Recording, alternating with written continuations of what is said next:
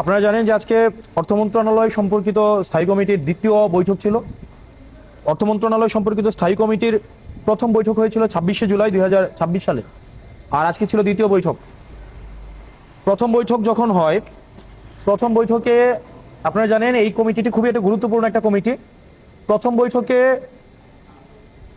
সরকার দলীয় কিছু সদস্য এই গুরুত্বপূর্ণ মিটিংয়ের এজেন্ডা বা আমাদের স্টাডি ম্যাটেরিয়াল আগে থেকে প্রোভাইড করা সত্ত্বেও প্রথম মিটিংয়ে এসে বলেছিল ওনারা প্রস্তুতি নিয়ে আসেন নাই, মিটিং টাইম কমায় দেওয়া হোক, দ্রুত করা হোক, এবং এক ধরনের তাড়াহুড়া ছিল এবং প্রথম মিটিংটা এক ধরনের 1 ঘন্টার মধ্যে একটা আনডিসকাসড, হাফ পার্শিয়ালি ডিসকাসড অবস্থায় মিটিংটা কমপ্লিট করা হয়। তো আমরা প্রথম দিকে মেনে নিয়েছিলাম, যেহেতু প্রথমবার মিটিং ছিল। আজকে দ্বিতীয় মিটিংয়ে এসেও আপনারা দেখেছেন আজকে দ্বিতীয় মিটিংয়ে আমাদের যে এজেন্ডা ছিল, আমাদের গুরুত্বপূর্ণ এজেন্ডা ছিল আজকে প্রথম মিটিংয়ের হচ্ছে সিদ্ধান্ত নিশ্চিতকরণ, আমাদের এনবিআর এর যে কাঠামোগত সংস্কারের বিষয়ে আলোচনা হওয়ার কথা ছিল, ট্যাক্স জিডিপি নিয়ে আলোচনা হওয়ার কথা ছিল।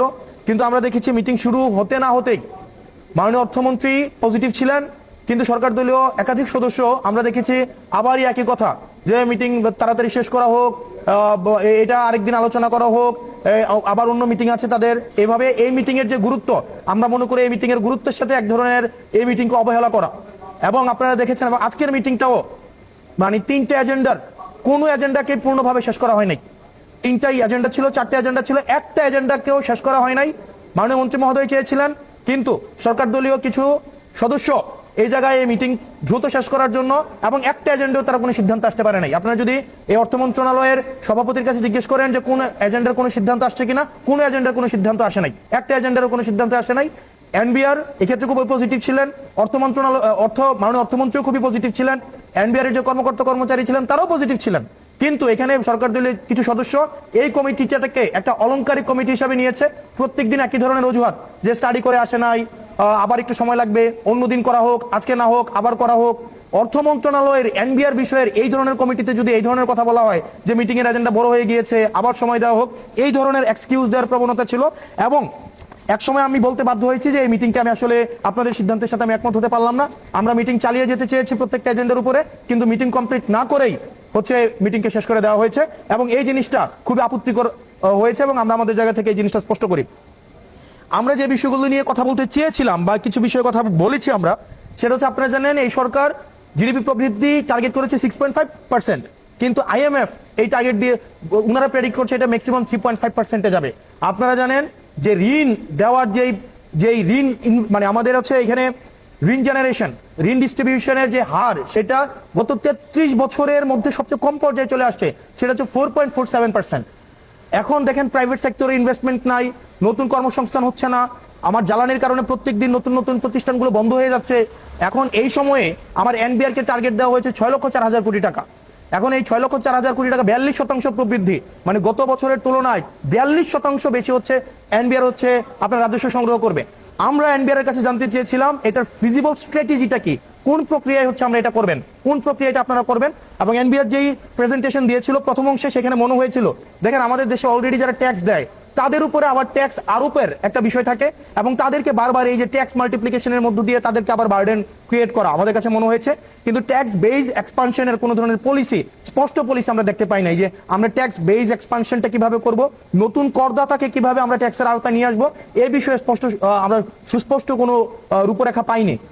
আপনারা যদি দেখেন, কিন্তু ট্যাক্স যারা অলরেডি দিচ্ছে তাদেরকে আবার ট্যাক্সেরকে আবার নতুন করে কিভাবে ট্যাক্স আরোপ করা যায়, এই বিষয়গুলো নিয়ে কথাবার্তা হয়েছে। আমরা জানি বাংলাদেশের বিজনেসম্যানদেরকে অনেকেই আমাদের এই সিস্টেমেটিক কারণে অনেকেই হ্যারেস হয়ে থাকে। আমরা আমাদের জায়গা থেকে প্রস্তাব দিয়েছিলাম যে কন্ট্যাক্টলেস ট্যাক্স পেমেন্ট সিস্টেম, অর্থাৎ বিজনেসম্যানরা দেখা যাবে কি পোর্টের সাথে এবং ব্যাংকের সাথে যেহেতু সম্পর্ক আছে, তাদের এনবিআর এ কোনো যাওয়ার প্রয়োজন নাই, এনবিআর এ গিয়ে এখানে হ্যারেস হওয়া আমাদের এইটার কোনো প্রয়োজন নাই।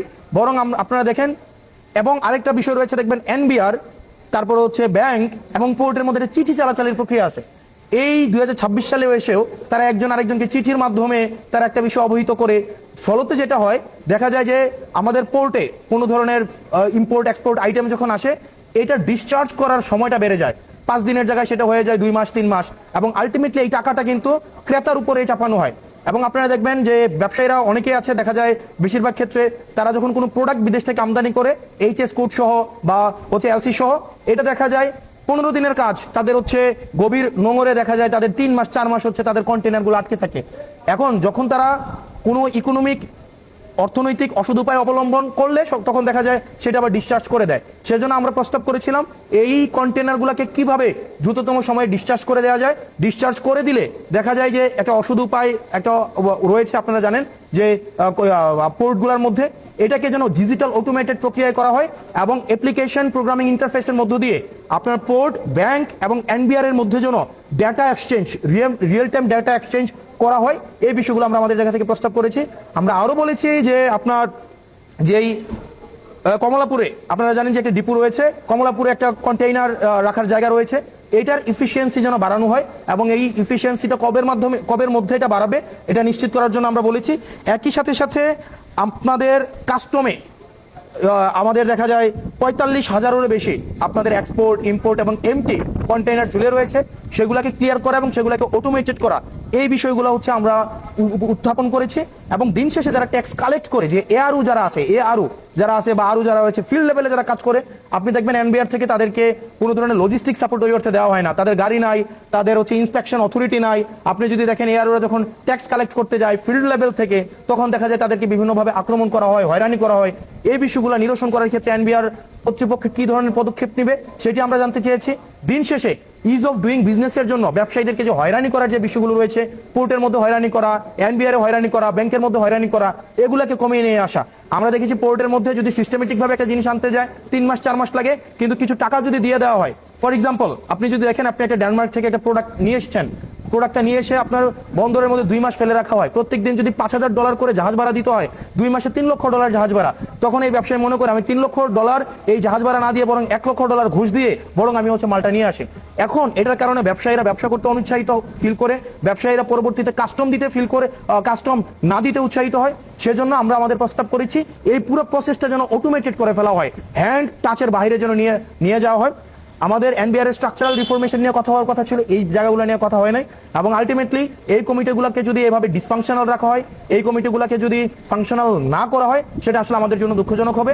এবং এক ধরনের একটা হাউস কমিটি করা হয়েছিল, একই ধরনের অবস্থা, হাউস কমিটির মিটিং হয়েছে 2টা, আর বাকি জিনিসগুলো হচ্ছে সরকার দল নিজের মতো করে কোনো মিটিং ডাকা হয় না। এই অফিস বরাদ্দ বা অন্যান্য যে স্ট্রাকচারাল বিষয়গুলো রয়েছে, আমাদের এই পার্লামেন্টের ইজ অফ ডুইং বিজনেসটা যেন সহজ হয়, সেটার এই ধরনের কোনো মিটিং এখানে হয় না। এক ধরনের সরকার দল নিজের মতো করে এই সিদ্ধান্ত নেয় এবং এক ধরনের চাপিয়ে দেওয়ার প্রবণতা রয়েছে।